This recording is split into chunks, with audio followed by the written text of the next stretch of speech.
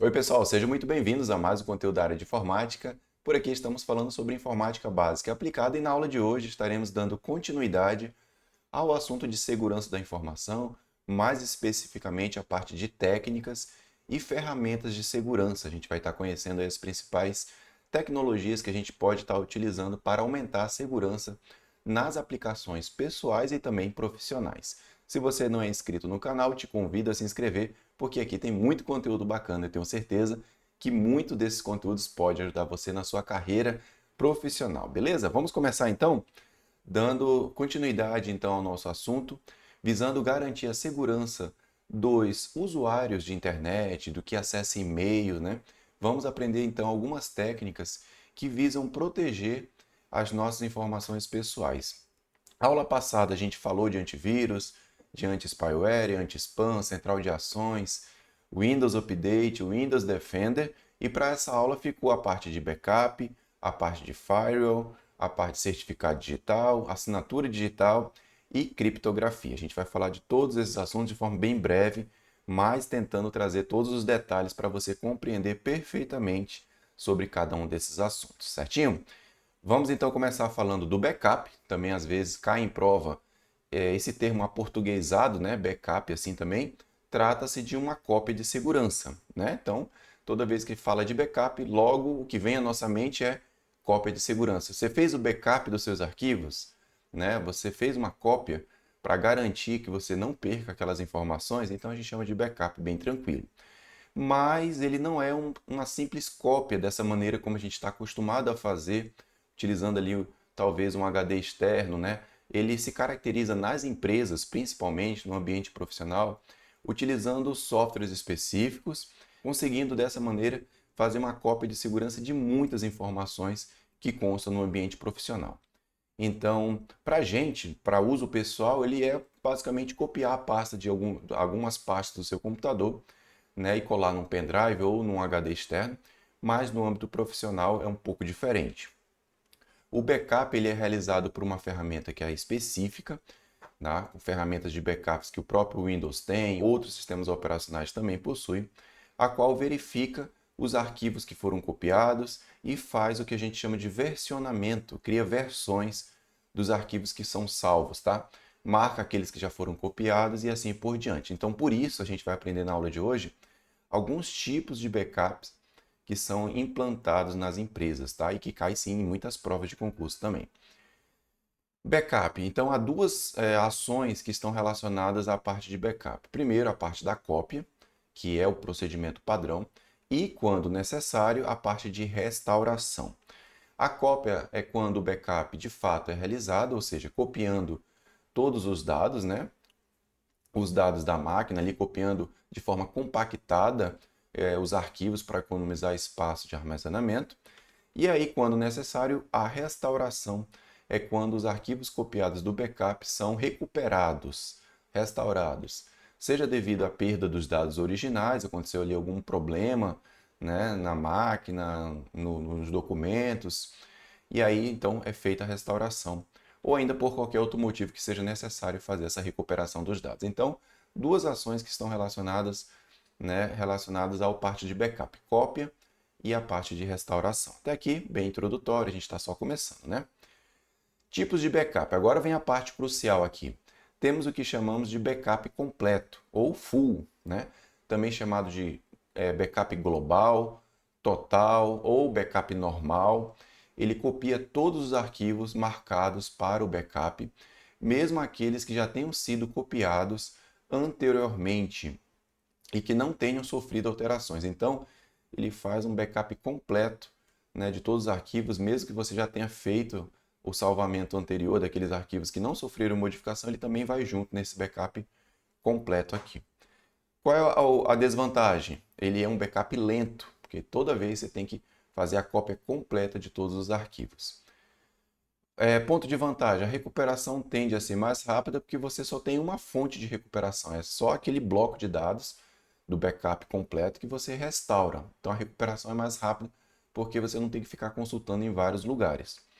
Então o backup é lento, porém a recuperação é rápida. Não é indicado, tá, no âmbito profissional esse tipo de backup. Você pode realizar uma primeira vez esse backup completo e depois os próximos serão diferentes. Não precisa ser toda vez fazer esse backup geral de todos os dados da instituição. A gente vai conhecer os outros tipos também. Aqui no backup full, né, o completo, ele faz a gravação completa, então, dos dados sem nenhum tipo de critério, ele não faz verificação nenhuma, ele pega todo mundo e aí com isso consome muito mais espaço do que o necessário, né?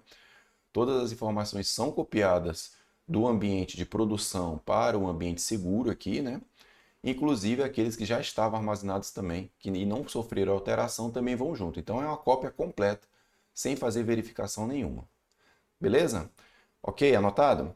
Temos aqui também o backup incremental. Aí começa a ter aqui, a partir de agora, dois tipos de backup são parecidos, mas que tem ali uma pequena diferença. Esse aqui, o incremental, chamado de backup parcial também, ele copia apenas os arquivos novos. Então, criou-se novos arquivos, ou ainda aqueles arquivos que foram alterados desde o último backup completo. Então, percebo que num primeiro momento ocorre ali o backup completo, né?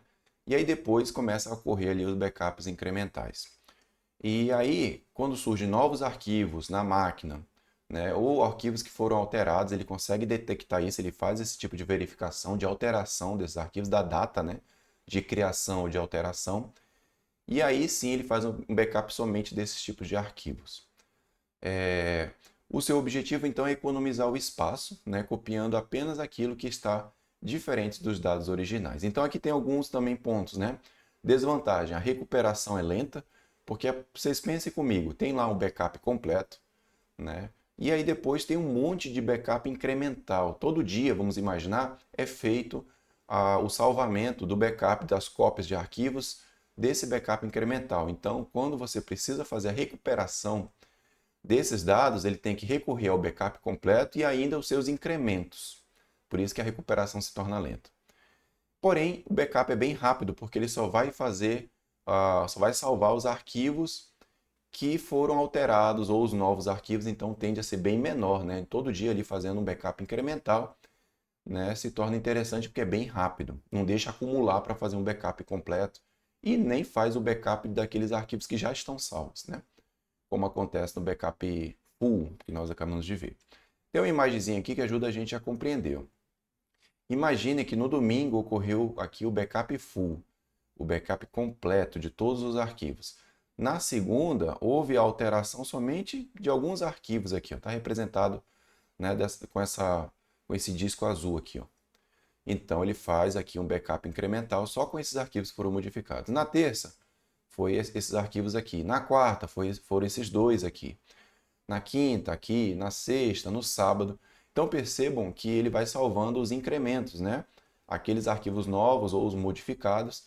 E aí, a desvantagem que está aqui, ó, a principal desvantagem das cópias incrementais está na demora para a restauração, pois para que haja recuperação de arquivos é necessário restaurar o último backup full, ou seja, o último completo, e os seus respectivos fragmentos incrementais subsequentes, ou seja, todos esses fragmentos de cada dia. Então percebo como vai se tornando complicado, porque eu vou tendo o backup completo e todas aquelas modificações estão fragmentadas, né, aqui nos backups incrementais de cada um desses dias. Então esse aqui é o ponto crítico, né, desse tipo de backup incremental.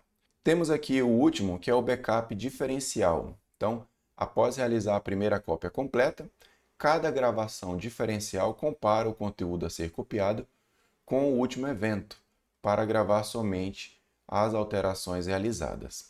Então, esse processo é mais prático quando comparado ao incremental, pois só exigirá a cópia inicial completa e o último fragmento diferencial para a restauração do ambiente. Então, perceba o seguinte, a gente não vai ter o ponto que difere desse backup para o incremental é que aqui ele não vai ficar com vários fragmentos, pessoal. Ele vai ter só o backup completo e o último fragmento diferencial com todas as modificações novas. Vai ficando tudo agrupado. Então, ele tem ali a recorrer duas fontes, né, de recuperação de dados. O backup completo, que foi feito no primeiro momento, e depois um backup com todas as modificações que ele vai sendo agregado num único local.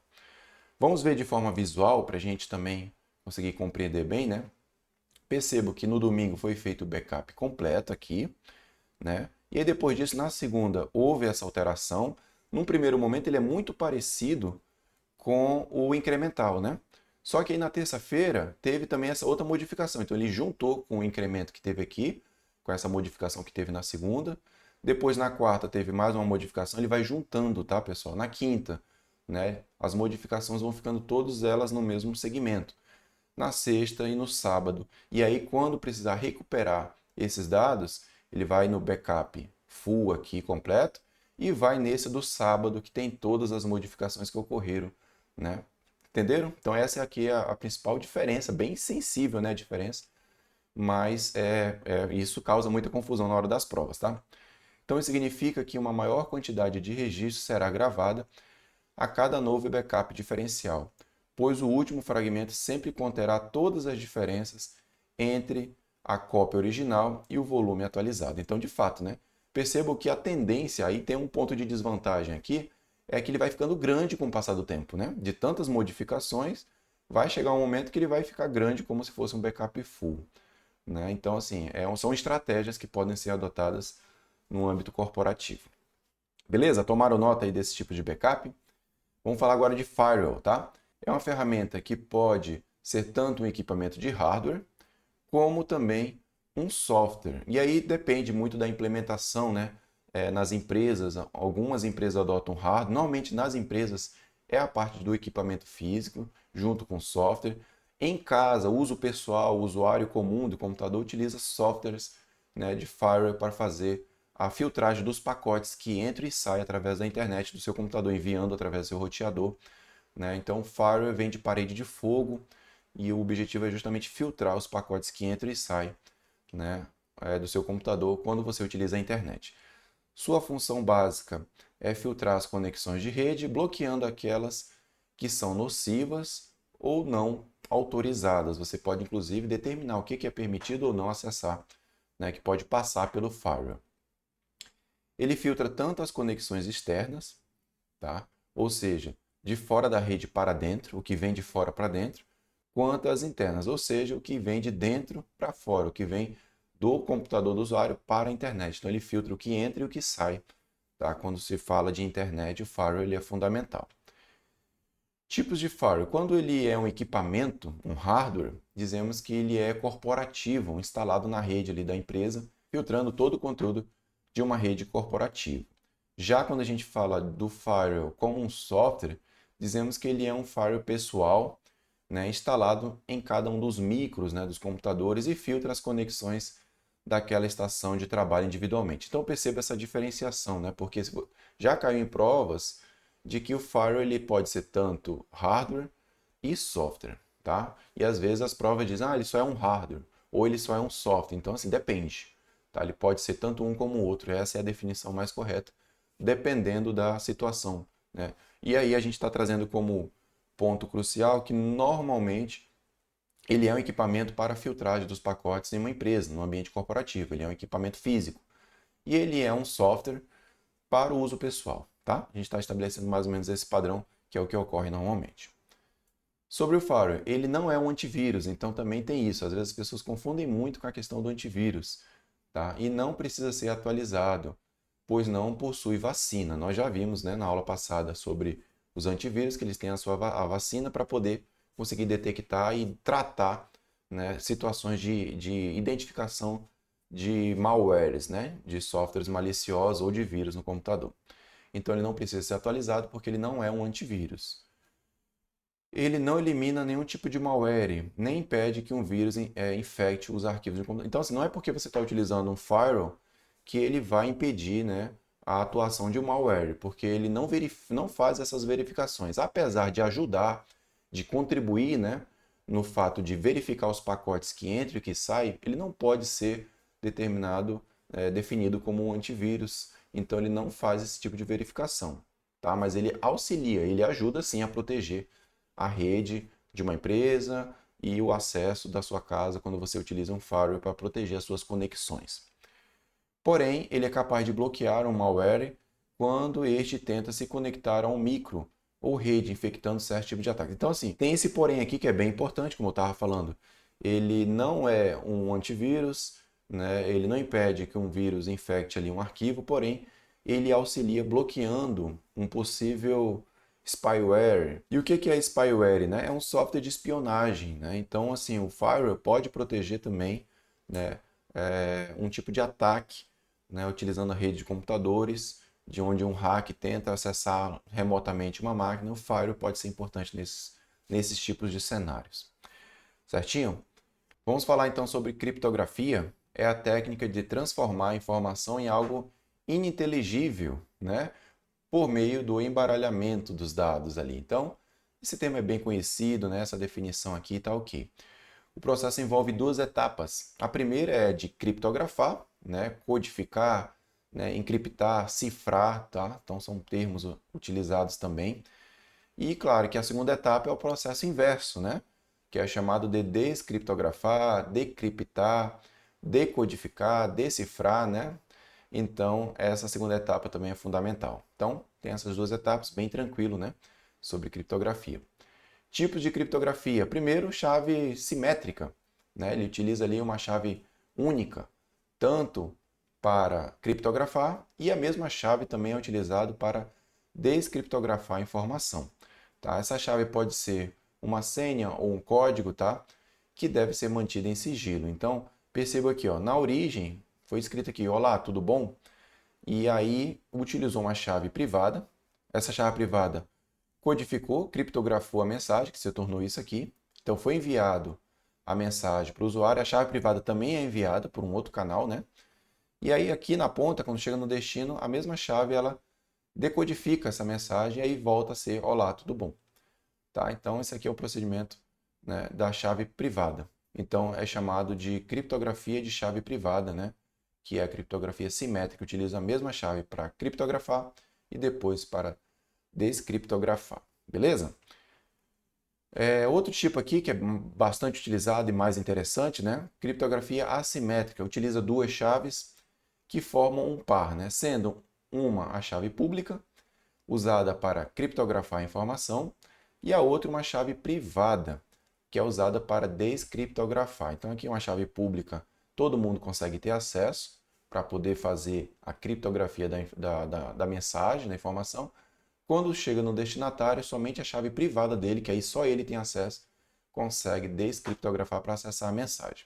Vamos ver um exemplo aqui, né, de criptografia assimétrica. Nós temos aqui a Alice, deseja enviar uma mensagem para o Bob. Então ela redigiu a mensagem e na hora de criptografar ela utiliza a chave pública do Bob para criptografar a mensagem. Então ela fica aqui criptografada, envia aqui através da internet. Se ocorrer aqui algum tipo de interceptação, não vai conseguir fazer a leitura porque está criptografado. Quando chega então para o Bob, só ele tem a chave privada para descriptografar a mensagem e fazer a leitura. Então é assim que funciona, tá, pessoal?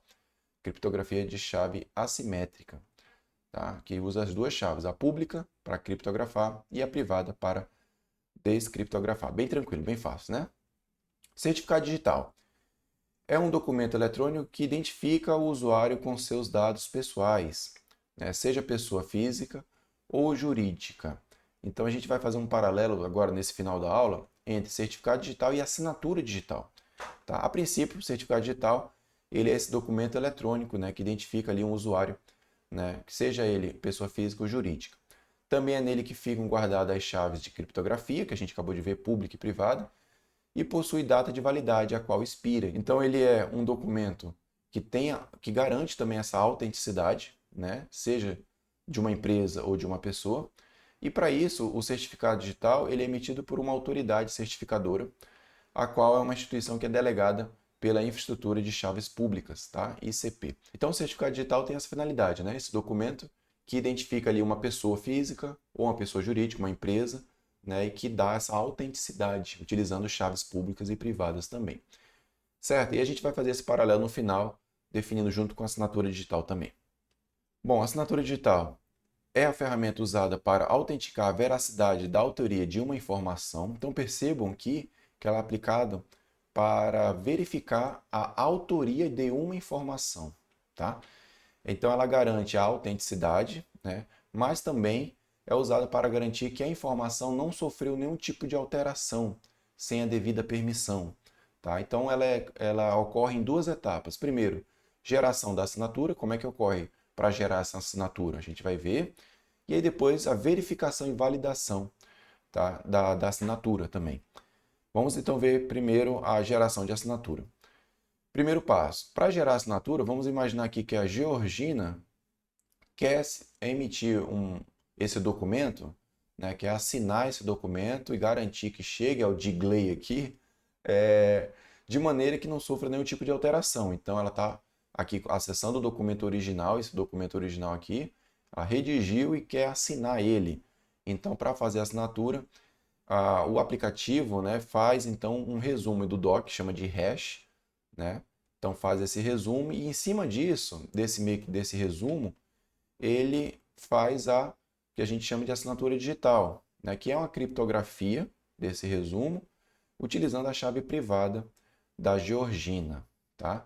Então, ó, criptografa o hash com a chave privada do autor da informação. Então, meio que faz uma extração aqui nesse primeiro momento do documento original, gerando esse resumo aqui, que é o hash, e aí a assinatura digital ocorre em cima disso, tá? Com a chave privada da Georgina. Perceba que o procedimento é esse. Feito isso, ok, então agora envia o documento, junto ao documento vai aqui também o hash, né, essa extração do resumo que está assinado, e também a chave pública da Georgina. Tá? Então esse é o procedimento aqui. E aí o Digley recebe então o documento. E agora a gente vai para o passo 2, depois que ele recebe. Então o Digley recebeu aqui, né, ó, o documento com a chave pública, a gente já até tirou ele aqui que ele vai vir para cá. Então aqui esse hash é a assinatura digital. Nessa assinatura digital, ó, utiliza a chave pública da Georgina para poder descriptografar, né, a assinatura digital e aqui então ter o resumo do doc hash novamente. E isso então garante que de fato coincide com a chave privada que codificou aqui e gerou a assinatura digital nesse documento. Então isso aqui é o que garante. E aí então esse documento original, a gente tem agora aqui um resumo do documento que é compatível, né, com a chave pública que foi utilizada aqui da Georgina. Então percebam que esse é um procedimento que é aplicado em 2 passos, né? Uma da assinatura, gerar a assinatura digital em cada um dos documentos, é utilizada a chave privada, né? No caso aqui da Georgina, junto ao documento. Então perceba que tem essa junção da chave privada dela com essa extração do resumo do documento. E ao chegar no destinatário, o aplicativo ele já verifica, né, a autenticidade do documento utilizando a chave pública do remetente, né, e fazendo essas verificações aqui, tá bom? Então a gente colocou de modo bem ilustrativo, mas que dá para a gente ter uma ideia de como funciona esse passo a passo da assinatura digital. E aí, certificado digital e assinatura digital. Como é que a gente pode definir então os dois? A assinatura digital é utilizada para validar a autenticidade e integridade de uma mensagem, tá? Software ou documento digital. Já o certificado digital ele representa a identidade de uma pessoa, organização ou ainda um dispositivo para tarefas como assinar arquivos, emitir nota ou usar serviços digitais com validade jurídica. Então perceba essa diferenciação, é leve, né, a diferença, mas é crucial a gente compreender que o certificado ele identifica ali de fato a pessoa ou a empresa para depois assinar, né, pode até sendo utilizando aqui a assinatura digital, para validar a autenticidade e a integridade das mensagens que são trocadas, dos documentos, né, que são assinados e tudo mais. Então é esse paralelo que eu queria fazer para a gente fechar essa aula, bem bacana também. E aí agradeço a participação de vocês, né, mais informações nas minhas redes sociais, né, tanto no Instagram, no TikTok, a gente tem produzido conteúdos da área de informática por lá também. Temos aqui no YouTube, né, na aba Comunidade, várias questões de concurso que são atualizadas diariamente. Dá uma conferida também, que vale a pena para você testar os seus conhecimentos. Beleza? Eu vou ficando por aqui e eu vejo você na próxima. Até lá! Tchau!